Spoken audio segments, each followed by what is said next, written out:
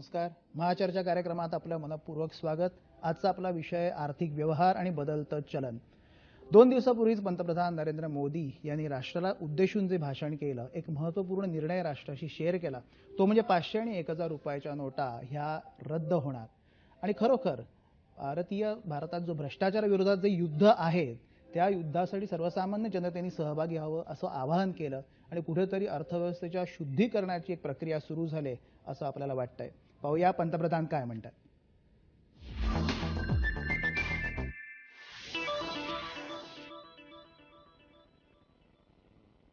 8 नवंबर 2016 की रात्रि को 12 बजे से वर्तमान में जारी 500 रुपए और 1000 रुपए की करेंसी नोट लीगल टेंडर नहीं रहेंगे. ये मुद्राएं कानूनन अमान्य होगी. विषय आर्थिक व्यवहार आणि बदलतं चलन. आणि खरोखर राष्ट्राला उद्देशून जे पंतप्रधानांनी भाषण केलेलं आहे त्यात प्रत्येकाला त्यात सामावून घेण्याचा प्रयत्न केलेला आहे. गेले 2 दिवस आपण अनेक संमिश्र प्रतिक्रिया पाहिल्या, पण कुठेतरी एक अतिशय पॉझिटिव्ह एक विधायक गोष्ट होते असा सूर सगळीकडे आपल्याला दिसतोय. आणि हाच आपल्या महाचर्चेचा विषय आहे. यासाठी आपल्याबरोबर आहेत अर्थतज्ञ चंद्रशेखर टिळक, मुंबई स्टुडिओत आपल्याबरोबर आहेत अर्थतज्ञ प्राध्यापक यशवंत पाध्ये. पुण्याहून आपल्यासोबत आहेत अनिल बोकील, जे अर्थक्रांती प्रतिष्ठानचे विश्वस्त आहेत. गेले अनेक वर्ष ते या क्षेत्रात विशेष काम करत आहेत. नागपूरहून आपल्यासोबत आहेत डॉक्टर विनायक देशपांडे, प्राध्यापक विभाग प्रमुख व्यवसाय व्यवस्थापन विभाग, राष्ट्रसंत तुकडोजी महाराज नागपूर विद्यापीठ. सर्व मान्यवरांचं स्वागत. सुरुवात करूया टिळक सर तुमच्याकडनं. हा जो निर्णय घेतलेला आहे, टिळक साहेबांशी चर्चा करण्यापूर्वी एक छोटीशी ध्वनिचित्रफीत आपण पाहूया.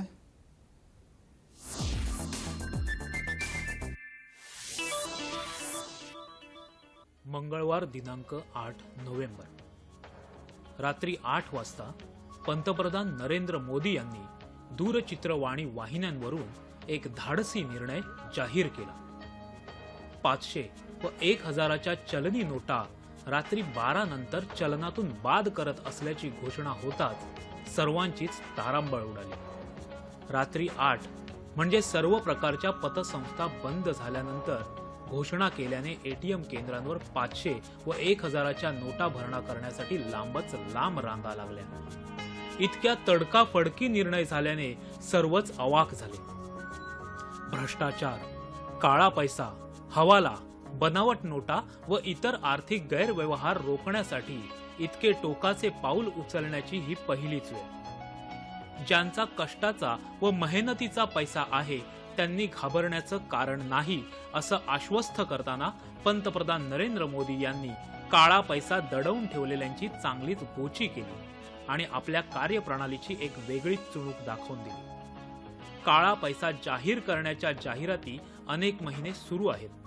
काही प्रमाणात त्याला यशही आलं, परंतु हवाला व भ्रष्टाचार जर मुळासकट उखडून टाकायचा असेल तर कठोर निर्णय घेणं गरजेचंच होतं. आतंकवाद, भ्रष्टाचार व निवडणूक प्रक्रियेत होणारा पैशांचा बाजार यामुळे देशाच्या प्रगतीमध्ये प्रचंड अडथळे निर्माण होत होते. त्यामुळे पंतप्रधान नरेंद्र मोदी यांनी उचललेले हे पाऊल योग्यच आहे. अर्थात देश ज्या परिस्थितीतून आणि सवयीतून जातोय ते पाहता थोडा त्रास सहन करावा लागेलच.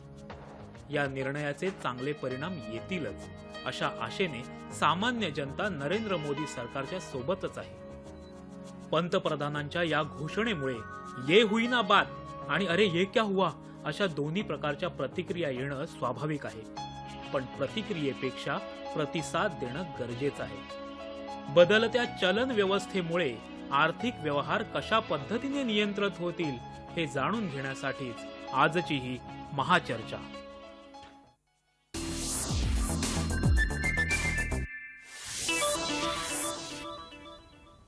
ये हुई ना बात ये क्या हुआ अशा 2 प्रतिक्रिया आपण आता पाहिल्या. टिळक साहेब, हे ज्याला म्हणतो की इट्स नाऊ ऑर नेव्हर, हीच ती वेळ होती ही गोष्ट करण्याची. काय वाटतं आपल्याला? मुळामध्ये आपण एक गोष्ट लक्षात घेऊया की अशा पद्धतीची मागणी वेगवेगळ्या अहवालांच्या माध्यमातून, वेगवेगळ्या आर्थिक चळवळींच्या माध्यमातून गेली अनेक वर्ष आपल्या देशामध्ये मूळ धरून होती. आणि अशा पद्धतीचा कुठचाही जेव्हा चलनाबाबत निर्णय घेतला जातो, विशेषतः जे तेव्हा त्याच्या मूल्यांकनापेक्षा सुद्धा त्याच्या चलनाचं जे डिनॉमिनेशन आहे त्याच्या संबंधातलं असतं, ती गोष्ट करण्यासाठी एक फार मोठी राजकीय इच्छाशक्ती लागते. हो.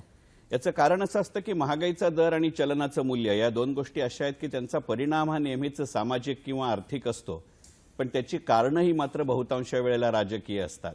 त्यामुळे त्याची जी निर्णय प्रक्रिया असते ती सुद्धा राजकीयच असावी लागते. आणि जर आज मितीला स्पष्ट बहुमताने 30 वर्षानंतर आलेलं सरकार केंद्रात सत्तारूढ असताना देशाची अर्थव्यवस्था जगातल्या इतर अर्थव्यवस्थांच्या तुलनेमध्ये जास्त समाधानकारक वेगानं प्रगती करत असताना जर आपण हा निर्णय आज घेतला नसता तर इतकी अनुकूल परिस्थिती नंतर येणाऱ्या काळात केव्हा आली असती याचाही विचार करावा लागला असता. आणि दुसरं म्हणजे हे सरकार मे 2016 मध्ये सत्तारूढ झालं, 2019ला याचा कालखंड संपणार आहे आणि याच्या सुरुवातीच्या काळामध्ये काही प्रमाणात तरी सर्वसामान्य जनतेपासून ते मोठ्या श्रीमंत लोकांपर्यंत आणि मोठ्या संस्थांपर्यंत त्रास होणार आहे.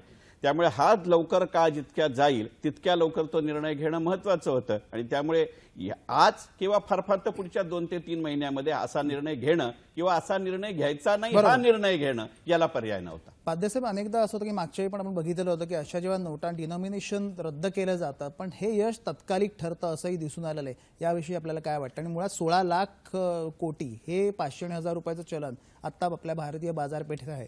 कशा तऱ्हेने ते बाहेर येईल असं वाटतं? कशा तऱ्हेने त्याचं हे होईल? नाही, आज सगळ्यात महत्त्वाचं म्हणजे कसं आहे की आपली जी भारतीय अर्थव्यवस्था आहे याच्यामध्ये 97% हा आपण कॅश ट्रान्झॅक्शन करतो. आणि हे कॅश ट्रान्झॅक्शन करताना आपल्या भारतीय अर्थव्यवस्थेत किंवा आपल्या सामान्य लोकांना कॅश शिवाय दुसरा पर्याय नाही आहे. त्यामुळे आज जे आपण अडचणी बघतो आहे, आपल्याला कुठल्याही प्रगत देशांमध्ये जर आपण विचार केला तर तिथे क्रेडिट कार्डवरती 68 ते 75% व्यवहार हा क्रेडिट कार्डवरती होत असतो किंवा तिथल्या डेबिट कार्डवरती किंवा प्लास्टिक मनी ज्याला आपण म्हणतो त्याच्यावरती होत असतो. आणि त्यामुळे आज भारतामध्ये ही जी परिस्थिती आलेली आहे आणि यातलं मुख्य उद्देश जे होतं की भ्रष्टाचार रोखणं, तर मला वाटतं की भ्रष्टाचार रोखणं न रोखणं हा प्रकार आपल्याला येत्या 2-3 महिन्यात कळेल की नक्की खरोखर काय यामध्ये परिस्थिती आहे. आज ज्या लोकांना त्रास होत आहे त्या त्रासातनं आपल्याला पुढे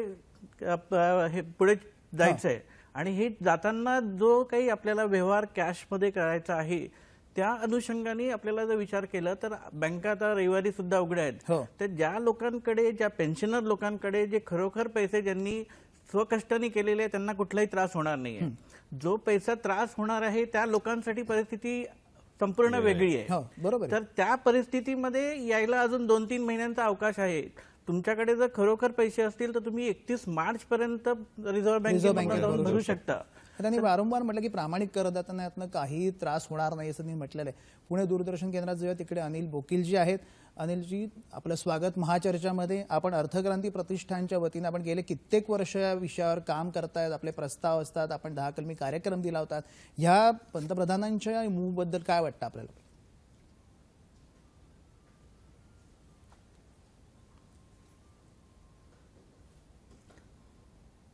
अर्थक्रांतीने ही मागणी पहिल्यांदा केलेली आहे 16 वर्षापूर्वी.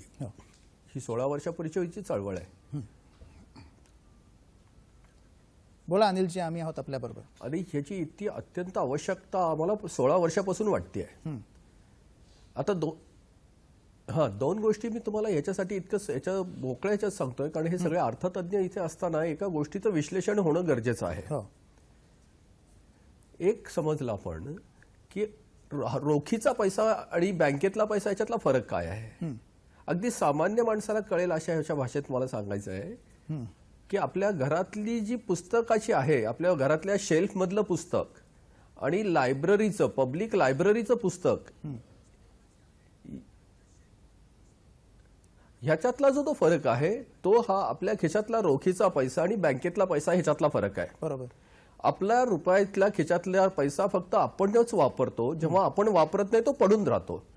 पण बँकेतला पैसा जेव्हा आपण वापरत नाही तेव्हा दुसऱ्याला, बऱ्याच लोकांना तो वापरता येत असतो. बरोबर. आपल्या देशाचा मूळ प्रश्न दारिद्र्य आहे. आणि दारिद्र्य हे संसाधनाच्या कमतरतेमुळे नाही आहे. बरोबर आहे. अनिलजींनी फार महत्त्वाचा मुद्दा सांगितला. शेवटपर्यंत पोहोचत नाहीये. बरोबर आहे. आणि त्याच्यामुळे आर्थिक विषमतेचे 2 टोक गाठले गेलेले आहेत. बरोबर आहे. मला वाटतं हे सरकार जेव्हा 2 वर्षापूर्वी सत्तेत आलं तेव्हा त्यांनी अगदी सामान्य माणूस जो आपला असेल तोच त्यांचा केंद्रबिंदू धरला आणि पण जनधन योजना जर पाहिली की त्यामुळे आधार कार्ड हे जनधन योजनेला संलग्न करणं, त्यानंतर जी डिस्क्लोजर स्कीम आली, ह्याच्याच मालिकेतला हा एक भाग आपल्याला वाटतं की दीर्घकालीन ज्या उपाययोजना आहेत. आता आपण नागपूरला जाऊया. डॉक्टर विनायक देशपांडे आपल्याकडे आहेत. डॉक्टर देशपांडे, आपण बघितलं की आत्ताची ही जी पर्याय आहेत की ह्यामुळे सर्वसामान्यांच्या माणसात जरी संभ्रम असला तरी एक पॉझिटिव्ह वातावरण आहे. खऱ्या अर्थाने काळा पैसा ह्या माध्यमातून बाहेर येईल असं आपल्याला वाटतं का? की या सरकारने भरपूर मुभा दिली होती, आपण 3 महिने त्यांना दिले होते, 30 सप्टेंबरपर्यंत मुदत होती. काळा पैसा बाहेर येण्याच्या दृष्टीने काय इथे वाटतं? शैलेशजी, हां, मी प्रथम आपण आभारी आहे, आपण मला या चर्चेमध्ये सामील करून घेतलं. अतिशय महत्त्वाचं असं पाऊल आपल्या पंतप्रधानांनी घेतलं आणि याचा परिणाम दीर्घकालीन तर होणारच, पण अल्पकालीन देखील होणार. हे परिणाम अर्थव्यवस्थेवर कशा पद्धतीने होणार याचं देखील विश्लेषण होणं गरजेचं आहे. बरोबर. मला असं वाटतं की पंतप्रधानांचा हा एक मास्टर स्ट्रोक आहे आणि या दृष्टीने सगळ्याच क्षेत्रावर याचा परिणाम होणार.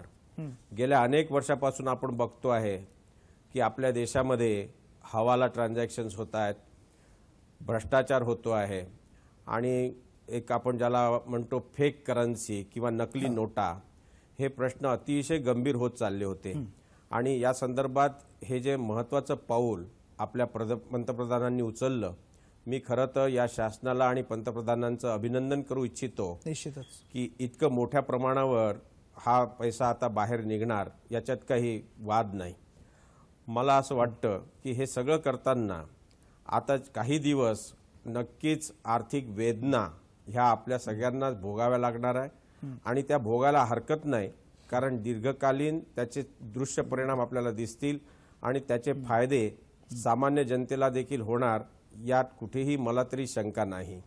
आणि त्यामुळे आपण देखील या सगळ्या प्रक्रियेचा एक भाग बनून जास्तीत जास्त जितका आपल्याला त्याग करता येईल काही प्रमाणात तो करणं देखील आवश्यक आहे. बरोबर. मी समजू शकतो की एकदमच हे सगळे प्रश्न सुटतील या कुठलीही ग्वाही अशी देता येणार नाही, पण नक्कीच बँका, पोस्ट ऑफिसेस या दृष्टीने आपापल्या देशपांडे साहेब, ही प्रयत्न अतिशय करतायत. दीर्घकालीन योजना आहे, त्रास होऊ दीर्घकालीन नये योजनेचा हा एक प्रयत्नशील भाग आहे असं आपल्याला म्हणता येईल. टिळक साहेब, 2 गोष्टी आहेत त्याच्यात की आपण नंतर या ब्लॅक मनी किंवा जे 3 क्षेत्रामध्ये हा पैसा जास्त फिरतो त्याच्यावर आपण येऊ. आता या 2 दिवसात जी सर्वसामान्यांची त्रेधा तिरपीट उडालेली आपल्याला दिसते, अगदी साध्या प्रतिक्रिया आहेत की कुठेही जरी विधायक वाटलं सगळं झालं तरी सुद्धा 500 रुपयाची नोट आता सगळ्यांकडे असते, मग भाजीवाला असेल, रिक्षावाला असेल.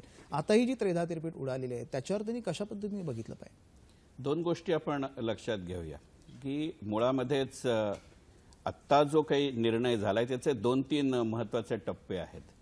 मगाशी जे बोकील सर म्हणाले किंवा देशपांडे सर म्हणाले, हा मुळातल्या अर्थव्यवस्थेमधल्या पतपुरवठ्याशी जे संबंधित प्रश्न आहेत ते प्रश्न हे देशाच्या अर्थव्यवस्थेमध्ये एकंदरीतच उपलब्ध असलेल्या पैशाचं प्रमाण किती याच्याशी निगडीत आहेत. त्याचा थेट संबंध ते पैशाचं प्रमाण 10 रुपयाच्या नोटांमध्ये आहे का, 50 रुपयाच्या नोटांमध्ये आहे का, 500 रुपयांच्या नोटा आहे की 1000 रुपयाच्या नोटामध्ये आहे याच्याशी नाहीये. पण त्याच्याशी हा मुद्दा अशा दृष्टीने निगडीत होतो की जेव्हा तुमच्या देशाच्या एकूण चलनाच्या 80% जास्त भाग जर 500 रुपये आणि 1000 रुपयाच्या नोटांमध्ये असेल तर शेवटी तिथपासून सुरुवात करावी लागते. 2 गोष्टीनं किंवा 2-3 पद्धतीनं याच्याकडे त्रासाकडे पाहिलं पाहिजे. या त्रासाविषयी बोलताना मी मगाशी एकदा गमतीने म्हटलं तसं की आपल्याला काही आजार झाला तर आपण जेव्हा डॉक्टरकडे जातो तेव्हा तो आपल्याला इंजेक्शन देतो. तो इंजेक्शन देतो त्या क्षणाला ते जरूर दुखतं, पण आपल्याला पूर्ण विश्वास असतो की ते इंजेक्शन घेतल्यानंतर ज्या रोगासाठी मी इंजेक्शन घेतोय तो रोग दूर होणार आहे. आता या चलनातलं 500 रुपयाच्या आणि 1000 रुपयाच्या नोटा रद्द करणं किंवा आत्ता निदान अस्तित्वात असलेल्या नोटा यापुढे चलनात राहणार नाहीत हे ते इंजेक्शन आहे. सरकारला त्या नोटा पूर्णपणाने बंद करायच्या तसं वाटत नाही, कारण ज्या भाषणामध्ये पंतप्रधानांनी 500 आणि 1000 रुपयाच्या नोटा बंद केल्या त्याच भाषणामध्ये पंतप्रधानांनी असं जाहीर केलं आणि आज 10 नोव्हेंबरला जेव्हा सकाळी आपण बँकांमध्ये आपले पैसे बदलून घ्यायला किंवा काही प्रमाणात खात्यातनं बाहेर काढायला उभे राहिलो तेव्हा 500 आणि 2000 रुपयाच्या नवीन नोटा आल्या. म्हणजे 1000 रुपये काढून घेतले त्याच्यापेक्षा मोठी नोट मिळाली. याचा अर्थ डिनॉमिनेशन पेक्षा सुद्धा सरकारला त्याचा जो स्रोत आहे आणि तो ज्या पद्धतीने अर्थव्यवस्थेमध्ये फिरतोय तो महत्वाचा वाटतो. बरोबर. सर्वसामान्य मनुष्य म्हणून जर पुढच्या 2 महिन्यामध्ये, कारण आपल्याला तसं पाहायचं झालं तर 30 डिसेंबर पर्यंत आपल्या जिथे बँक आहे किंवा आपलं जिथे पोस्टात खातं आहे तिथे हे पैसे भरता येणार आहेत. आणि 31 मार्च पर्यंत आपल्याला पूर्णपणाने रिझर्व्ह बँकेमध्ये सुद्धा जाऊन हे पैसे देता येतील. तर एक तर ह्या पुढच्या 10 दिवसामध्ये, कारण 24 तारखेपर्यंत मला माझ्या बँक खात्यात कितीही पैसे जे माझ्या घरात आता 500 रुपयाचे किंवा 1000 रुपयाच्या नोटा आहेत त्या भरण्यावरती बंधन नाहीये. पण मी आता जेव्हा बँकेत पैसे काढायला जातोय तेव्हा मला एका चेक मागे 10,000 रुपये आणि आठवड्यात 2दा म्हणजे जास्तीत जास्त 20,000 रुपये काढता येणार आहेत. एकंदरीतच मगाशी पाध्ये सर म्हणले तसं केवळ सामान्य मनुष्य रोखीनं व्यवहार करतो किंवा प्रत्यक्ष कॅश किंवा पैसे देऊन व्यवहार करतो अशातला भाग नाही, परंतु सामान्य मनुष्य आपल्या देशात ज्या रोजच्या पद्धतीची खरेदी करतो, मग तो भाजीवाला असेल, तो दूधवाला असेल, तो पेपरवाला असेल, हे काही परदेशी व्यवस्थांसारखे डिपार्टमेंटल स्टोअरमधनं आपल्याकडे विकत नाहीयेत. तो रस्त्याच्या कोपऱ्यावरती बसून जो विकणार आहे तो काही माझं क्रेडिट कार्ड, डेबिट कार्ड, रुपे कार्ड घेणार नाहीये, त्याला मला पैसेच द्यावे लागतात. त्यामुळे सरकारनं संपूर्ण देशभर आपला भौगोलिक आकार लक्षात घेता सरकारनं जरी निर्णय जाहीर करायच्या आधी पूर्वतयारी म्हणून नवीन 100च्या नोटा किंवा 500च्या किंवा 2000च्या नोटा जरी दिल्या असतील तरी सरकारने जे आता बंधन घातलं की आता तुम्हाला 4000 रुपयेच बदलून मिळतील किंवा 10,000 रुपयेच काढता येतील, हे एका विशिष्ट प्रमाणामध्ये याचं वितरण होत राहावं हा उद्देश आहे. त्यामुळे आता पहिली गरज म्हणून ज्या काही गरजा मला आत्ता 5 दिवसांमध्ये लागणार नाहीत त्याच्यावरती माझे 100 रुपये, 50 रुपये, 500 रुपये किंवा 2000 रुपयाची नोट खर्च करण्यापेक्षा सुद्धा ज्या गोष्टी मला आत्ता लागणार आहेत ते करावं लागेल. हे उदाहरण अशासाठी मी दिलं की पंतप्रधानांच्या भाषणामध्ये त्यांचा उल्लेख होता की रेल्वेमध्ये तुम्ही तिकीट काढू शकाल, विमानाच्या तिकीट काढू शकाल, पेट्रोल भरू शकाल. सरकारची इच्छा असून सुद्धा त्या लोकांकडे सुटे पैसे नसल्यामुळे ते व्यवहार झाले नाहीत आणि ही अडचण बँकिंग व्यवस्थेत होऊ नये म्हणून ही घातली गेलेली बंधन. निश्चित टिळक साहेब, 50 दिवसांची जी विंडो दिली त्यात सुद्धा 2.5 लाखापर्यंत तुम्ही हे भरणा करू शकता. त्यानंतर 2.5 लाखाच्या वरती जे असेल ते इन्कम टॅक्सच्या स्कॅनर खाली जाईल असे आज म्हटलेलं आहे. या ठिकाणी आपण एक क्षणभर विश्रांती घेऊया. आपण पाहतात महाचर्चा. 2.5 लाखाचं तसं नाहीये.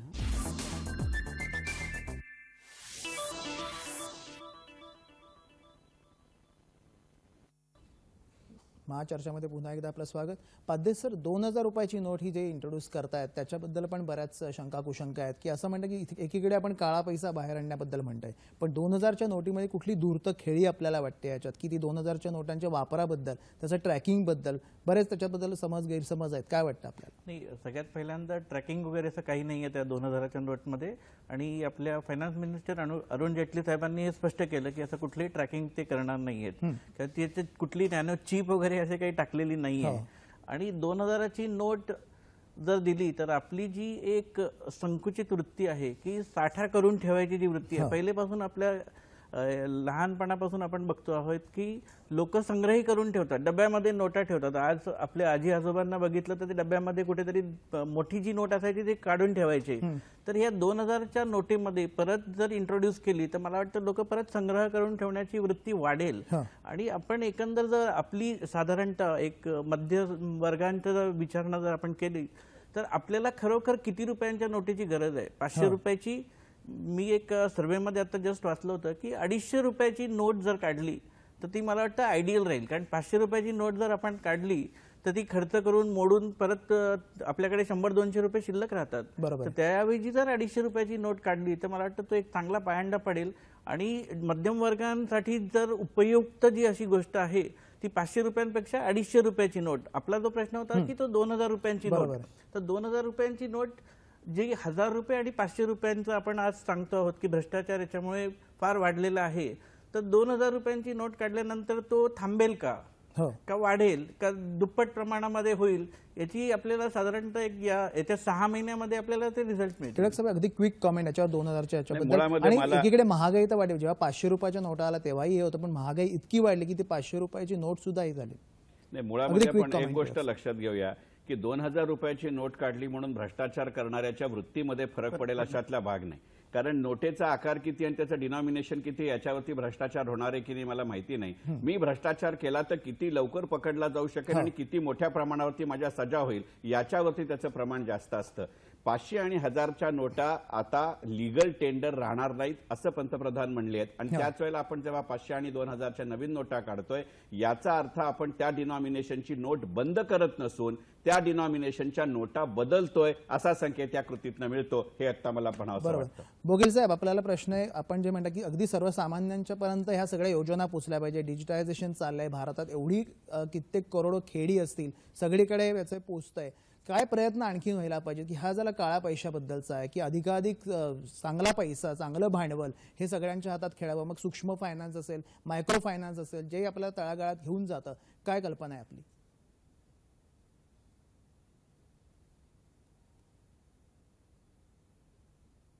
पेठेजी, मला आधी थोडंसं ह्या पहिला जो तुमचा प्रश्न आहे आणि ह्या दोन तज्ज्ञांची मांडणी आहे त्याच्यावर बोलायचं आहे. बोला बोला. मुळात हा अत्यंत विचारांनी घेतलेली ही 500 आणि 2000ची नोट आहे, त्याच्यामध्ये 1000ची पण आहे आणि हे अर्थक्रांतीने दिलेलं सजेशन आहे. आता पाधेसाहेब म्हणाले आपल्या देशात मोठ्या प्रमाणात रेखीचे व्यवहार आहेत, रोखीचे सध्या चालू व्यवहार आहेत आणि एकूण मूल्य त्यातलं 86% मूल्य आता 500 आणि 1000च्या नोटामध्ये आहे. आता एकदम जर हे अर्थव्यवस्थेतनं बाहेर काढलं तर कंजेशन मध्ये अर्थव्यवस्था तुटून जाईल.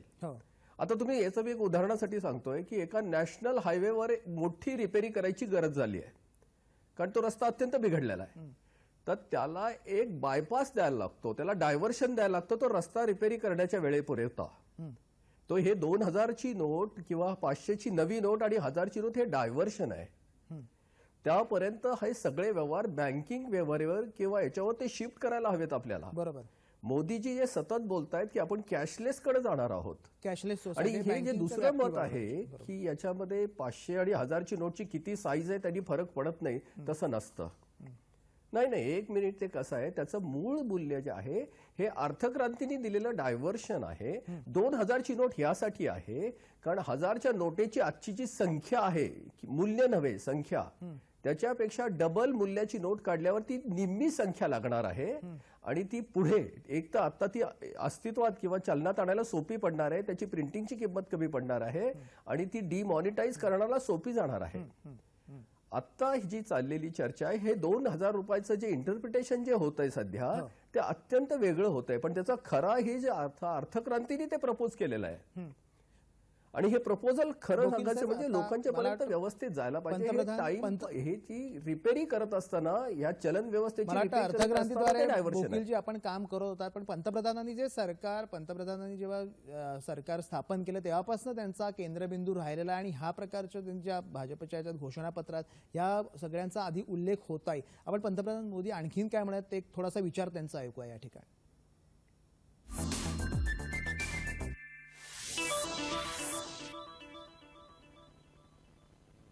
इन सारे इंतजाम के बावजूद हमारे ईमानदार देशवासियों को अगर तकलीफ का सामना करना पड़ा तो अनुभव यह बताता है कि इस देश का सामान्य नागरिक देश की भलाई के लिए त्याग करने और कठिनाई सहने के लिए कभी भी पीछे नहीं रहता है.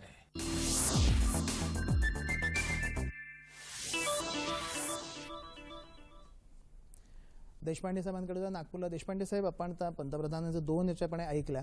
मुळात याच्यात आर्थिक व्यवहार आता यापुढे कसे होतील, काय सुलभता आपल्याला अपेक्षित आहे या सगळ्या याच्यानंतर? अर्थात त्याला वेळ लागेल कुठल्याही गोष्टीला. आपण जेव्हा डिमॉनिटायझेशन किंवा चलनाचं निर्मूलीकरण असा जेव्हा शब्द वापरतो, हे करताना केवळ 85% रक्कम बाहेर काढणं हा एक प्रकार झाला, हे एक आव्हान आहे. पण त्या व्यतिरिक्त मला स्वतःला असं वाटतं की कल्चर ऑफ कंप्लायन्स हे विकसित करणं आपल्या देशामध्ये अत्यंत आवश्यक आहे. बरोबर.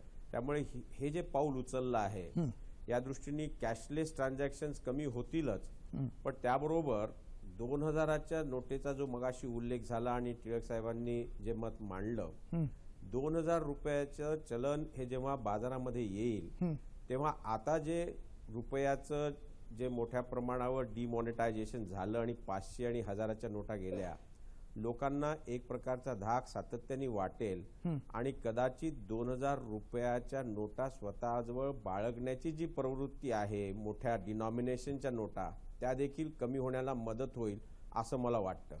दुसरं असं की हे सगळं करताना आपल्याला किंमत आणि रुपयाचं चलन याचा संबंध देखील लक्षात घ्यावा लागेल. आपल्याकडे किमती इतक्या मोठ्या प्रमाणावर वाढत आहेत की त्याबरोबर आपल्याला मोठ्या डिनॉमिनेशनच्या देखील नोटा लागतील. त्यामुळे एक मोठं आव्हान आपल्या अर्थव्यवस्थेपुढे राहणार आहे की आपल्या वाढत्या किमती यावर नियंत्रण कसं ठेवता येईल. आणि हे जे पाऊल उचललं आहे, मी आपल्याला सांगू इच्छितो की जेव्हा जेव्हा डिमॉनिटायझेशन झालं, हे केवळ इन्फ्लेशन कमी करण्याकरता किंवा मुद्रास्फीतीवर आळा बसवण्याकरता झालं. यावेळेस जे डिमॉनिटायझेशन आहे, याच्यात जे उद्देश आपण मगाशी ज्याचं वर्णन केलं त्या उद्देशाने केलेले आहे, परंतु याचा अप्रत्यक्ष परिणाम हा किमतीवर नियंत्रण ठेवण्यावर देखील होणार आहे. ही बाब देखील अत्यंत स्वागतार्ह आहे आणि त्यामुळे सामान्य जनतेला यापासून दीर्घकाळामध्ये दिलासा मिळेल अशी देखील आशा या योजनेमुळे वाढीस लागलेली आहे आणि लोकांना त्याचा नक्कीच फायदा होईल आणि किमतीवर नियंत्रण येण्यास मदत होईल. मी आपल्याला सांगू इच्छितो की आपल्याकडे कॉस्ट ऑफ डुईंग बिझनेस अशी एक संकल्पना आहे आणि ही कॉस्ट ऑफ डुईंग बिझनेस म्हणजे जो काही कच्चा माल किंवा इतर वस्तूंकरता लागणारी जी कॉस्ट असते, त्या व्यतिरिक्त भ्रष्टाचारासाठी द्यावा लागणारा पैसा हा देखील किंमत वाढीला कारणीभूत ठरतो. आणि त्यामुळे अशा पद्धतीचं कल्चर ऑफ कंप्लायन्स या माध्यमांनी जर आपण विकसित करू शकलो तर किमतीवर आळा बसवायला नक्कीच मदत होईल आणि अर्थव्यवस्थेच्या विकासाला यामुळे चालना मिळू शकेल असं माझं ठाम मत आहे. अतिशय महत्त्वाचा मुद्दा आपण घेतला, कल्चर ऑफ कंप्लायन्स. जेव्हा पंतप्रधानांनी हे लोकाभिमुख निर्णय हा घेतला आणि त्याचं समाजाच्या सर्व स्तरात कौतुकही झालं आणि दुसरी गरजेची गोष्ट होती, याला राज्याचे मुख्यमंत्री माननीय देवेंद्रजी फडणवीस यांनी सुद्धा पंतप्रधानांच्या निर्णयाचं कौतुक केलं आणि त्याबद्दल अगदी बोलकी प्रतिक्रिया आपल्याकडे दिलेली. पाहूया देवेंद्र फडणवीसजी काय म्हणतात ते.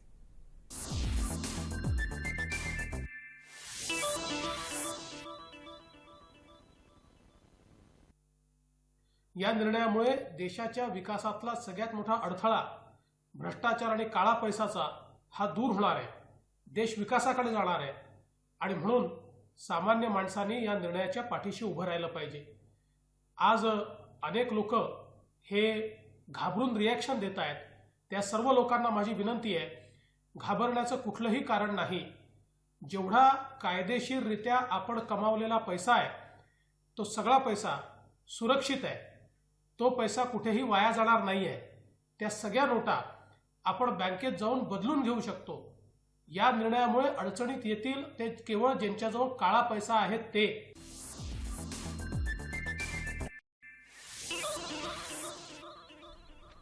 अतिशय दिलासादायक अशी प्रतिक्रिया माननीय मुख्यमंत्र्यांनी दिलेली.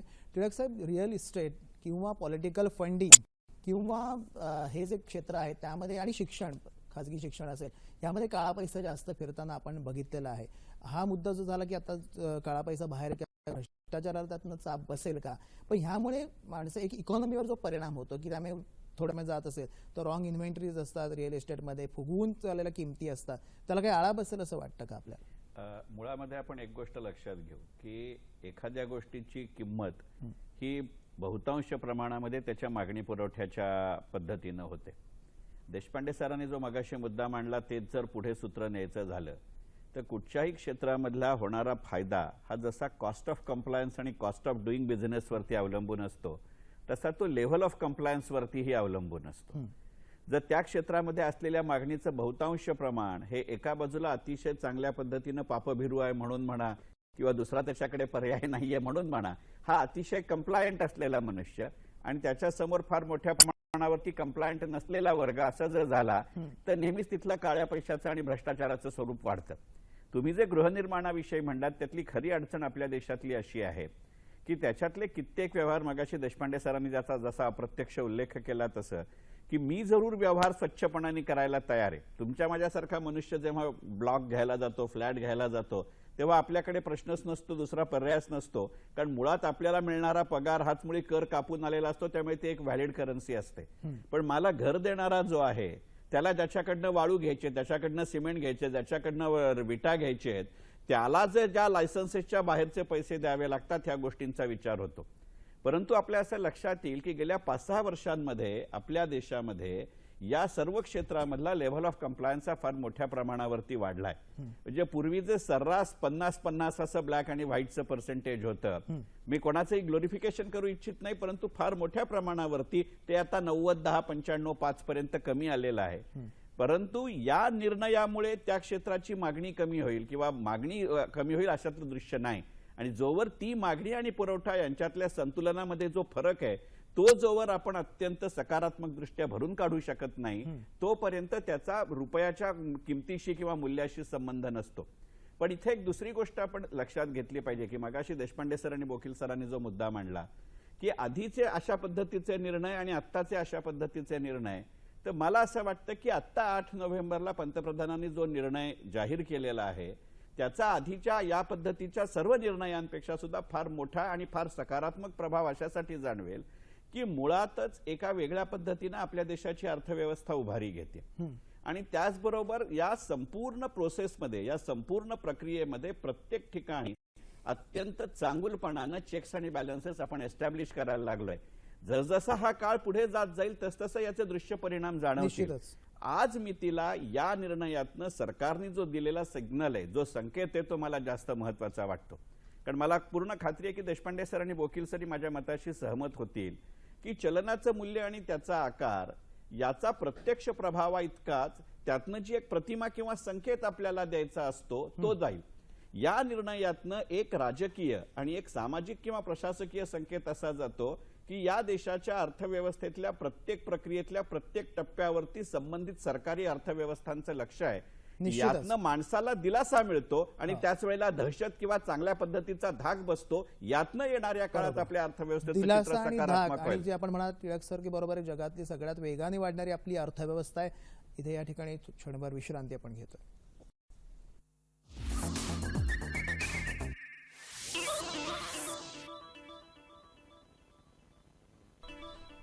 महाचर्चामध्ये आपलं पुन्हा एकदा स्वागत.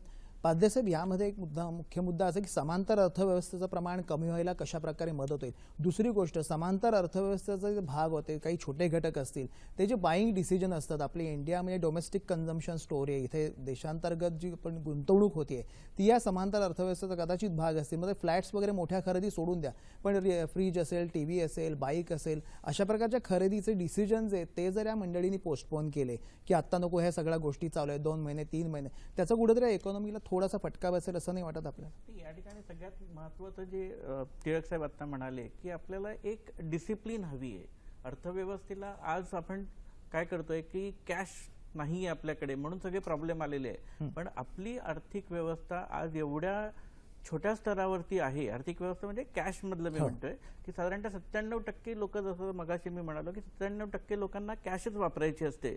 तर या निर्णयामुळे आज आपण जर बघितलं की 86% चलनातनं आज नोटा निघून गेलेल्या आहेत.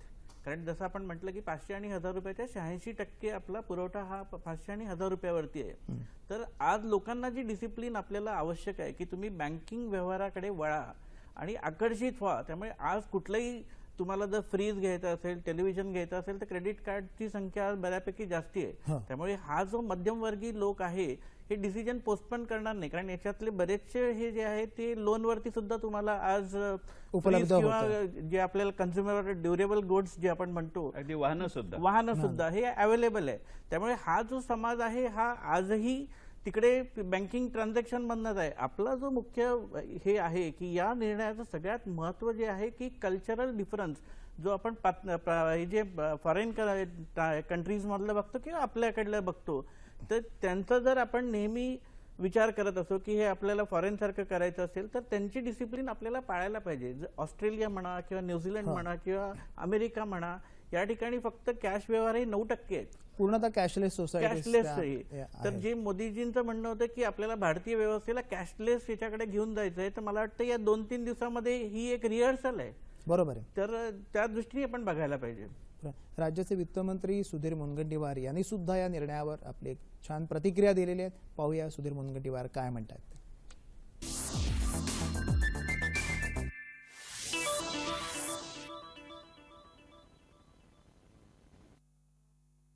जी काय आपल्याकडे ब्लॅक मनीची अर्थव्यवस्था आपल्या एकूणच आर्थिक नियोजनाला एक प्रश्न आणि समस्या बनवली होती, ती नष्ट केली. आतंकवाद्यांनी या देशाला कमजोर करण्यासाठी नकली नोटा या देशात पाठवल्या, त्या संपुष्टात आल्या. या देशासाठी या शतकातला हा सर्वात मोठा निर्णय 56 इंच का सीना असणाऱ्या प्रधानमंत्र्यांनी घेतला. द्वारकेच्या भगवान कृष्णांनी या देशाला भगवद्गीता सांगितली, पण त्याच गुजरातमधून आलेल्या या देशाच्या नरेंद्रभाई मोदींनी या देशाच्या जनतेसमोर ती भगवद्गीता कर्मण्येवाधिकारस्ते मा फलेषु कदाचन या देशाला मजबूत करण्यासाठी एक मोठा निर्णय घेतला.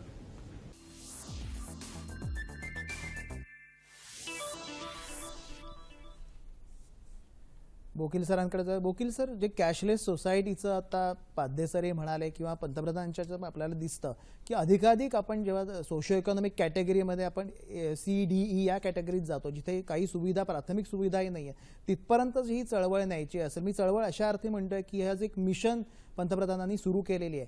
कॅशलेस सोसायटीचा प्रसार अगदी तळागाळापर्यंत होण्याच्या दृष्टीने आजची मुवमेंट आपल्याला कशी वाटते?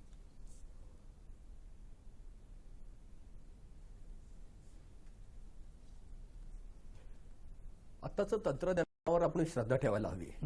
आता प्रश्न फक्त आहे की आपल्या देशातल्या बँकेबद्दलची भीती आणि असुरक्षितता, आता अशिक्षितपणा. आता काय होतंय की खूप लोक अशिक्षित आहेत आणि बँकांच्या बद्दल थोडीशी त्यांना भीती पण आहे. तर आपल्या एकूण समाजाच्या रचनेमध्ये 100 रुपयाची नोट त्या लोकांसाठी पुरेशी आहे. हे 500 आणि 1000च्या ज्या नोटा ज्या होत्या, ते जे लोक सुशिक्षित आहेत, जे बँकेत जाऊ शकतात, पण काही मोठ्या प्रमाणात त्यांना गैरपरिणाम त्याचा हे करायचा, वापर करायचा आहे. मग ते कर चोरीसाठी असेल किंवा अजून काही कामासाठी असेल, तर त्याच्यासाठी हा वापरला जात होता. त्यामुळे अर्थक्रांती पहिल्यापासूनची मांडणी अशी करते की गरिबांच्यासाठी नोटा ठेवायला हव्यात, कारण त्या अशिक्षित लोकांच्यासाठी उपयोगाला येणार आहेत. निश्चितच. पण सुशिक्षित माणसाला, ज्यांना तंत्रज्ञानाची माहिती आहे, त्याचा वापर त्याला समजतो, त्यांनी बँकेत जायला हवं. एक लक्षात घ्या, नोटांच्या रोखीच्या व्यवहाराचा सगळ्यात मोठा जो दोष आहे की त्या नोटांचे व्यवहार अपारदर्शक होतात, कारण त्याच्या पाऊलखुणा राहत नाहीत. बँकांचे व्यवहाराचे पूर्ण पाऊलखुणा राहतात, कारण देणाऱ्याच्या आणि घेणाऱ्याच्या दोन्हीच्या बँक अकाउंटवर त्याची नोंद होते. रोखीच्या व्यवहाराचं तसं नाहीये. एकदा पैसा मी हाताने दुसऱ्याला देऊन टाकला रोखीचा की त्याचे कुठलाही पाऊलखुणा राहत नाही. बरोबर. आपल्या देशात एवढ्या मोठ्या प्रमाणात भ्रष्टाचार घडतोय, त्याची ही कारण आहेत. बरोबर. आता दुसरं फार सिरियस कारण आहे, त्याच्यावर हे तज्ञ का बोलत नाहीत मला नाही लक्षात येत आहे. 500 आणि 1000 रुपयाची नोट छापायला आपल्या सरकारला 3-3.25 रुपयाला खर्च येतो. म्हणजे आपलं शत्रू राष्ट्र सुद्धा जवळपास त्याच किमतीत ती नोट छापू शकतं. म्हणजे 3 ते 3.5 रुपयाच्या एकूण गुंतवणुकीवर 997 रुपयाचं आपल्या देशाचं नुकसान करता येतं. या नोटा भ्रष्टाचाराचं, दहशतवादाचं, अनैतिक व्यापाराचं सगळ्याचं मूळ साधन होऊन बसतं. बरोबर. आज आपण लोकांच्याकडे बघतोय, सामान्य माणूस त्याला काय एवढ्या मोठ्या प्रमाणे सपोर्ट करतोय, कारण त्याला छोट्या नोटात व्यवहार करायला सोपं जात आहे. बरोबर. त्याची तेवढीच गरज आहे. त्याची आपण सहज बोलतोय की 500ची नोट नसेल तर त्याला इनकन्व्हिनियंट वाटतं, हे आपलं मत आहे. आज 70% लोक या देशात असे समजले जातात की त्यांचं रोजचं उत्पन्न $2 कमी, म्हणजे 130 रुपयापेक्षा कमी उत्पन्न आहे रोजचं. बरोबर आहे.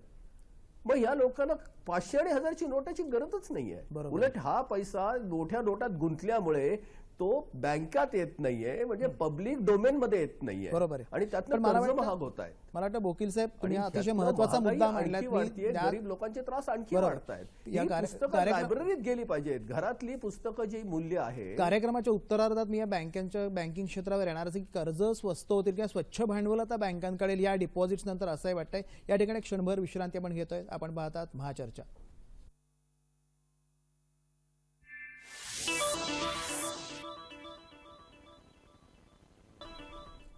महाचर्चामध्ये पुन्हा एकदा आपलं स्वागत. देशपांडे सर, आपण व्यवसाय व्यवस्थापन विभागाचे प्रमुख आहात. तिथे ईज ऑफ डुईंग बिझनेसमध्ये बँकिंग क्षेत्रावर खूप हे आपण या बघितल्या सरकारचा भर आहे की व्याजदर कमी व्हावे यासाठी प्रयत्न चालू आहेत. भांडवल, स्वच्छ भांडवल उपलब्ध व्हावं. या मूव्ह नंतर बँकिंग क्षेत्रावर काय परिणाम होईल असं आपल्याला वाटतं? डिपॉझिट्स वाढतील, डिपॉझिट्स वाढले तर व्याजदर कमी व्हायची शक्यता आहे. काय वाटतं आपल्याला? संदर्भात असं वाटतं की प्रथमतः ही जी एक स्टेप, महत्वाचं पाऊल जे आपल्या या शासनाने उचललं आहे, याबरोबरच बँकांचे व्यवहार करणाऱ्या लोकांची संख्या वाढ करणं अत्यंत गरजेचं आहे. आता जर आपण बघितलं तर साधारणतः लोकसंख्येच्या 50% लोकांकडे आज देखील बँक अकाउंट नाहीत आणि त्यामुळे त्या दृष्टीने त्या पद्धतीची जागरूकता निर्माण करणं हे अत्यंत आवश्यक आहे. आपण जे म्हणतात ते बँकांचे व्यवहार आणि बँकांच्या खात्यामध्ये डिपॉझिट्स वाढ होऊन त्याचा कदाचित परिणाम आपला व्याजदर कमी होण्यावर होऊ शकतो. तो दोन गोष्टी ज्या मला दिसत आहेत की आपले जे आधार कार्ड्स आहेत ते देखील जनतेकडे पोचायला हवे आणि जनतेने आधार काढायला हवेत आणि ते जर पूर्णपणे झालं तर ही जी योजना आहे ही अत्यंत चांगल्या प्रमाणे राबवता येईल आहे. दुसरा जो मला मुद्दा मांडायचा आहे की आपण सातत्याने बघतोय की आपली ही जी एकंदरीतच जे पावलं आहेत ते कॅशलेस इकॉनॉमीकडे आपण चाललो आहे आणि टिळक साहेबांनी, पाध्ये साहेबांनी जो अत्यंत महत्वाचा मुद्दा उपस्थित केला की रिअल इस्टेटवर याचा नक्कीच गंभीर परिणाम होणार आणि तो जर होत असेल तर रोजगार निर्मिती ही रिअल इस्टेट या व्यवसायामध्ये सगळ्यात जास्त आहे. निश्चितच. आणि आपल्याला जर कॅशलेस इकॉनॉमी जर करायची असेल तर मला स्वतः असं वाटतं की आपल्याला काही प्रमाणात ह्या इकॉनॉमीकडे जाण्याकरता सबसिडीची जर गरज पडली तर ती देखील रिअल इस्टेटला जास्तीत जास्त व्यवहार हे कॅशलेस ट्रान्झॅक्शन्स या सगळ्या रिअल इस्टेट बिझनेसमधनं व्हावे म्हणून कदाचित लोकांना उत्तेजित करावं लागेल आणि पारदर्शकता आणि त्याकरता त्याच्यात येईल. कदाचित बरोबर. सबसिडी देखील द्यावी लागेल बरोबर. आणि ते जर झालं तरच रिअल इस्टेट बिझनेस हा वाढीला लागेल आणि त्याच्यामुळे रोजगार निर्मिती होऊ शकेल. बरोबर. नाही तर ह्याचा सगळा परिणाम, विपरीत परिणाम हा या सेक्टरवर होऊन निश्चितच. रोजगार निर्मितीवर त्याचा गंभीर परिणाम अतिशय होऊ महत्वाचा शकेल. मुद्दा आपण म्हणून ही देशपांडे सर देखील मांडलात की आपल्याला गांभीर्याने रिअल बघावी इस्टेट असं लागेल, म्हणतात, असं रिअल मला इस्टेटमध्ये स्पष्ट 1 रुपया गुंतवला तर तो 70 क्षेत्रांची काळजी घेतो. या ठिकाणी आपण एक सर्वसामान्य नागरिकांच्या प्रतिक्रिया आपण बघतोय. गेल्या 2 दिवसात त्यांनी आपल्याकडे मन व्यक्त केलेलं आहे.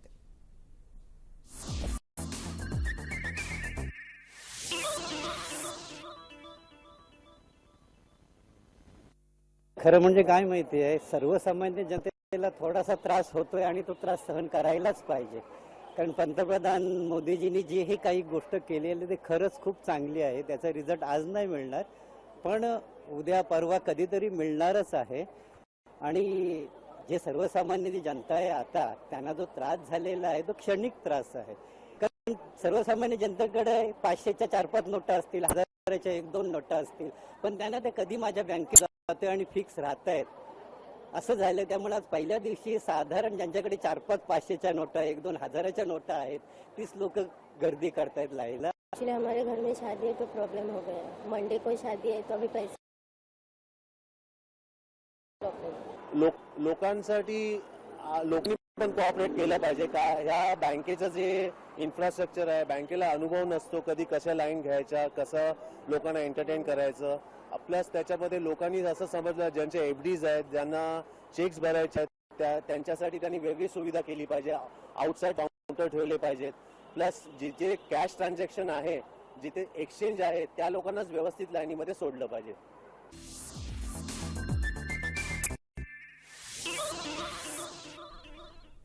चर्चेच्या अंतिम टप्प्यात आपण आलो. अतिशय बोलक्या प्रतिक्रिया टिळक सर आपण पाहिलेल्या आहेत. अगदी जाता ह्या जे सर्वसामान्य माणसं प्रत्येकाच्या घरात त्यांनी म्हटलं कोणाचं लग्न असेल किंवा काही वैद्यकीय उपचारांसाठी सुद्धा आपल्याकडे पैसे आपण ठेवतो, त्या लोकांनी याच्याकडे कसं पाहायला पाहिजे.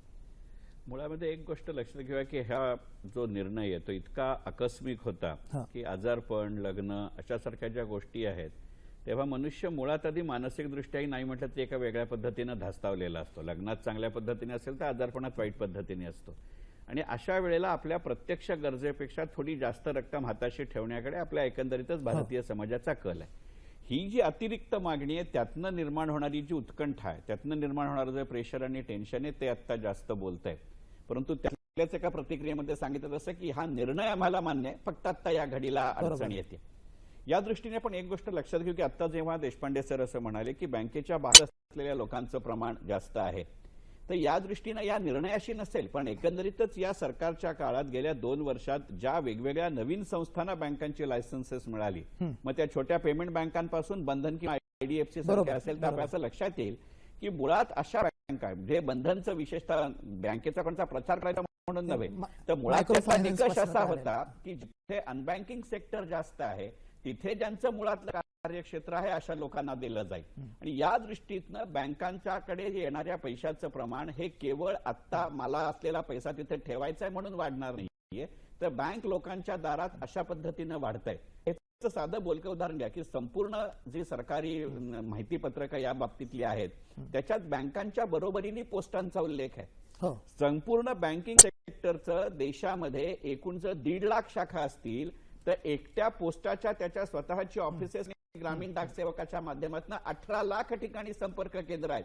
आणि त्याला जेव्हा आपण पेमेंट बँक म्हणतो तिथे जेव्हा पैसे मिळतील अशी चर्चा करतो, त्यातनं सरकारला बँक लोकांच्या दारापर्यंत न्यायची हा या निर्णयाचा खरा अर्थ. भविष्यामध्ये आर्थिक समृद्धीच्या दृष्टीने जी वाटचाल किंवा आर्थिक सुधारणा, हे सरकार रिफॉर्मचं सरकार आहे, आर्थिक सुधारणांचा जो एक धडाका त्यांनी लावलेला आहे, भविष्यात आर्थिक समृद्धीच्या दृष्टीने हे पाऊल कितपत महत्वाचं आहे? नक्कीच उपयोगी आहे. आणि आता या एका वर्षामध्ये जीएसटी येऊ घातलेला आहे.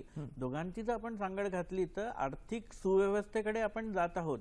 आता जर आपण बघितलं तर आपला जो वाढीचा दर आहे तो 8% आहे. कुठल्याही जगामध्ये 8% सध्या दर नाहीये. तर मला वाटतं की आपण या येत्या 2-3 वर्षामध्ये जी आपली आर्थिक व्यवस्था आहे ती आणखीन जास्ती दरांनी वाढेल अशी अपेक्षा आहे. आणि जसं आपण आतापर्यंत या चर्चेत म्हणतोय की कुठल्याही डिनॉमिनेशनमुळे भ्रष्टाचार होत नाही. भ्रष्टाचार रोखायचा असेल तर मुळापासून, जसं रिअल इस्टेट एक मोठं क्षेत्र आहे की जिथे ज्या ठिकाणी भ्रष्टाचार जास्ती होतो, 500 रुपये किंवा 1000 रुपयाच्या नोटा बंद करून भ्रष्टाचाराची जी वृत्ती आहे किंवा जो राक्षस आहे तो बंद होईल असं नाहीये. बरोबर, ती वृत्ती मनोवृत्ती आपल्याला बंद करायची आहे. निश्चितच. अगदी जाता आता आपण बोकील सरांकडे, बोकील सर अगदी थोडक्यात तुमच्याकडे येतोय, अगदी मोजक्या शब्दात एक प्रतिक्रिया द्या. भविष्याकडे आर्थिक समृद्धीच्या दृष्टीने पाऊल आपल्या इतक्या वर्षांचं आपले एफर्ट्स आहेत, आपण मगाशी म्हटलं कुठे वाटतंय आपल्याला? अगदी मोजक्या शब्दात, आपल्याला वेळ कमी आहे बोकील सर. आमच्या मागणीतली 50% जी हे झालेली आहे की ज्याच्यातनं आम्ही पूर्ण देशाची समृद्धी बघतोय. 2 गोष्टी याच्यात अजून मला ह्या चर्चेत ज्या आल्या नाहीये त्या फार मांडायच्या आणि ती गरजेची आहेत. कारण एवढ्या मोठ्या नोटा जर व्यवस्थेच्या बाहेर असेल तर बँकेत येण्यासाठी बँकेला त्याला डिपॉझिटवर व्याज म्हणजे ते मुख्य भांडवल विकत घ्यायला लागतं. म्हणजे फिक्स डिपॉझिटवर मी 8% किंवा 9% जर त्याच्यावर व्याज दिलं तर बँकाची कर्ज 11% 12% पर्यंत जातात. पण जिथे कॅश कमी आहे तिथे 0% बँकेमध्ये पैसे येतात. म्हणून 2% आणि 3% सगळ्या व्यवहाराला बाहेर पैसे मिळतात. त्यात उद्योग जगाचं हे होतं. आता आपल्या देशात एक मोठा गोंधळ आहे की बँका अविकसित आहेत म्हणून रोख जास्त आहे का, किंवा रोख जास्त आहे म्हणून बँकेचा वापर होत नाही. यातला परिणाम आणि कारणामध्ये आपला गोंधळ होतोय. अगदी काय होतंय की देशाकडे सरकारकडे राजस्व पुरेसं येत नाही कारण आपली कराची जी रचना आहे ती चुकली आहे. त्याच्यातनं सरकारकडे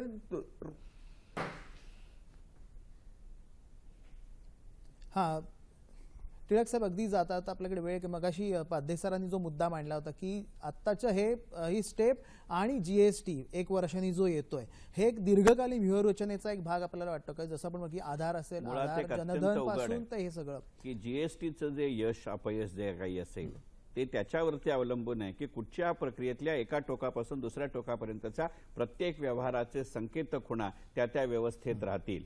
तर जितका पैसा आणि जितके व्यवहार बँकांच्या माध्यमातून की ट्रॅक रेकॉर्ड ठेवता येईल हाच मुळात जीएसटीचा पाया आहे आणि तोच या डिनॉमिनेशनचाही पाया आहे. कारण मुळात हे चलन रद्द करण्यामध्ये संरक्षणापेक्षा सुद्धा त्याच्या दुरुपयोगाकडे जास्त लक्ष वेधायचं आहे असं मला वाटतं. निश्चितच आज पंतप्रधान नरेंद्र मोदी यांनी राष्ट्राला जे विश्वासात घेऊन जे मोठं पाऊल उचललंय ते खरोखर त्याचे परिणाम दीर्घकालीन परिणाम होईल आणि त्यामुळे त्याचे परिणाम आपल्याला चांगलेच परिणाम आपल्याला दिसतील असं आपल्याला म्हणा हरकत नाही. याच्या आधी महाचर्चा संपवण्याआधी एक महत्वाची घोषणा आपल्याला वाचून दाखवायला हरकत नाही. इथे ज्या मनात गोंधळ असतील की या आत्ताच्या कालच्या पावलाबद्दल सर्वसामान्य माणसाच्या, रिझर्व्ह बँकेने एक फार सुंदर त्यांनी त्याची सोय केलेली, मी वाचून दाखवतो आपल्याला. रिझर्व्ह बँकेची संपर्क साधूया. 500 आणि 1000 रुपयाच्या नोटांची संबंधित माहितीसाठी नागरिकांनी www.finmin.nic.in RBI.org/in/scripts या संकेतस्थळांना भेट द्यावी किंवा 02222602201 आणि 02222602944 या दूरध्वनी क्रमांकांवर आपण अवश्य संपर्क साधावा. दूरध्वनी क्रमांक पुन्हा एकदा करा किंवा ही जे मेल आय डी आहे publicquery@rbi.org.in यावरही नागरिक ईमेल पाठवू शकतात आणि असं आवाहन रिझर्व्ह बँकेने केलेलं आहे. अशा प्रकारची व्यवस्था केंद्र सरकार आणि अनेक राज्य सरकारांच्या कचेऱ्यांमध्ये सुद्धा उपलब्ध करण्यात वित्तमंत्री आली. अरुण जेटली यांनी सुद्धा गेम चेंजर म्हटलेलं या गोष्टीला आणि खरोखर या गेम चेंजरचे आपण सगळे नागरिक, आपण सगळी जनता ह्याचे आपण कॉन्ट्रीब्युटर असणार आहोत आणि जी सगळ्यात भारताची सगळ्यात वेगाने वाढणारी अर्थव्यवस्था आहे याचे सगळे आपण स्टेक होल्डर आहोत आणि हा अभिमान आपल्याला, हा सार्थ अभिमान पंतप्रधानांनी आपल्याला दिलेला आहे. याच याच्यावर आपण या महाचर्चा इथेच संपवतो. पुन्हा भेटूया पुढच्या महाचर्चेत पुढच्या गुरुवारी. सगळ्या मान्यवरांचा आभार. आम्हाला वेळ दिल्याबद्दल मनपूर्वक धन्यवाद. नमस्कार.